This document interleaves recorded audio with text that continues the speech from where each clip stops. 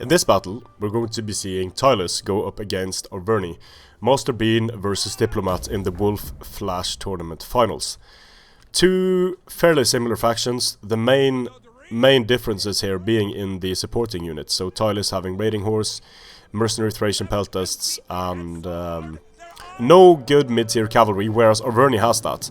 Now the sword for the tribal warriors, low melee attack, high melee defense, good armor, decent morale, certainly a better unit than the chosen swords, with their 55 health, 55 morale, and only 75 armor. A bit higher melee attack, but the chosen swords are certainly not the best mid-tier infantry in the game. Tribal warriors also having a 26 charge bonus, a bit on the low side, but they are more of a defensive tanky unit that does damage in extended engagements when in shield wall. So for Tylis we have an Oathsworn, some tribals. These mercenary Thracian peltas are going to be incredibly important in doing damage to the enemy Oathsworn. For Arverni we have pretty standard chosen swords, Oathsworn, another Oathsworn over here, and then we have a total of 3 heavy horse.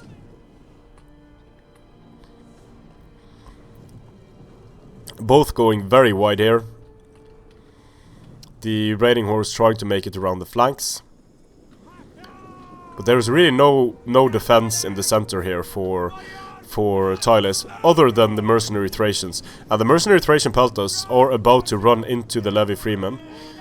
So Diplomatt sees it, responds, charges the mercenary Thracian peltas, kills some of them with precursors. Tribal warriors getting charged by heavy horse here. Some precursors incoming from the chosen swords, some precursors incoming from the levy freemen.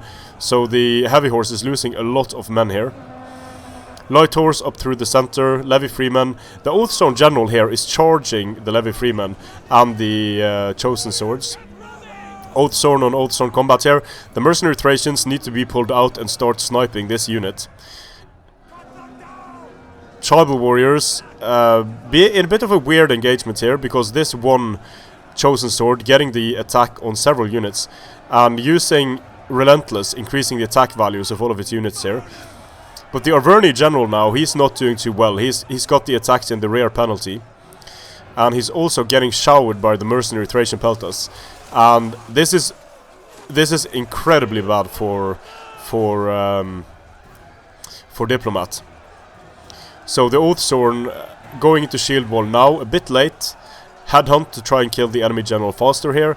And this is what the battle is all about at this point. The mercenary Thracian peltas are showering the Oathsworn.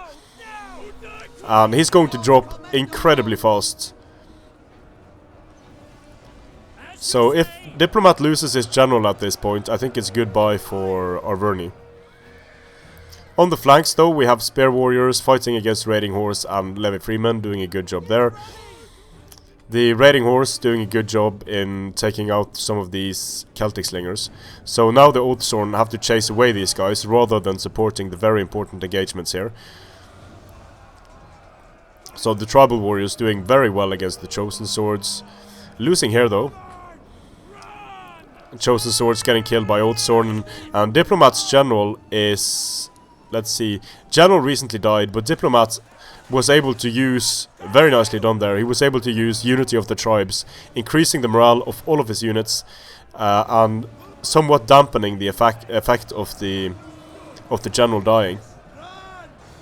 Getting raid charges here against the tribals, very important. They are quite easy to break if they're losing and they get attacked in the rear.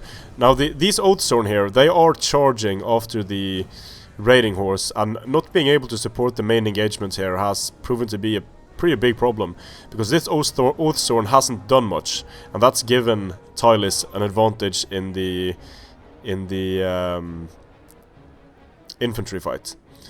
And now, I mean, look at the balance of power here, quite insane stuff.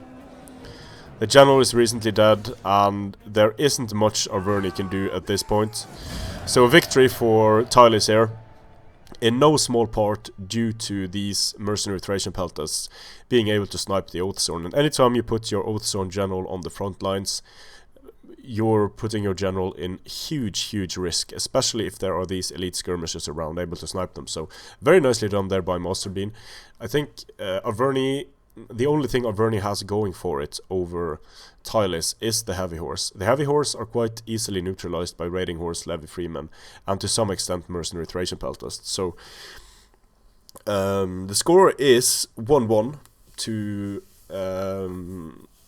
I think this is going to be a best of 3, so we'll have one more battle between these two players. And the first game was incredibly close.